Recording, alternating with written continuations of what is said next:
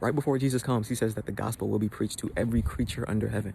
Now, what that means is that everybody on earth at that time will have had an opportunity to hear the explanation, hear the proofs of the gospel, hear the historical evidence, hear the claims that the gospel makes that back up the life, death, and resurrection of Jesus Christ. And everybody will be given a chance or an opportunity to believe. Now, Jesus says in John chapter 3, for those who don't believe, the condemnation is that they, the light has come into the world, but they'd rather live in darkness. Now, that's not what I'm going to talk about today. However, I'm looking at this Billy Carson and Wes Huff situation. And I'm like, man, thank the Lord for individuals who oppress or who oppose the gospel, who oppose Christianity. Now, that sounds crazy, but hear me out. In the book of Acts, it shared that after the death of Stephen, that there arose a great persecution against Christians. However, the gospel spread all the more. Christians were being persecuted, but the gospel was going out to the ends of the earth. Now, what does this have to do with this Wes Huff situation? Joe Rogan said, thank you, Billy Carson, for introducing me to Wes Huff.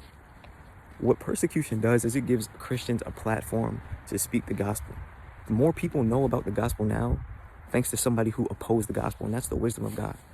The devil is extremely defeated in that everything he tries to throw at Christians just pushes individuals closer to God as we stay with it. You know what I'm saying? Like, think about the fact that I didn't know who Wes Huff was. And now he's given a platform greater than what he's had in the past simply because of someone who didn't agree with him and tried to make a fool out of his beliefs.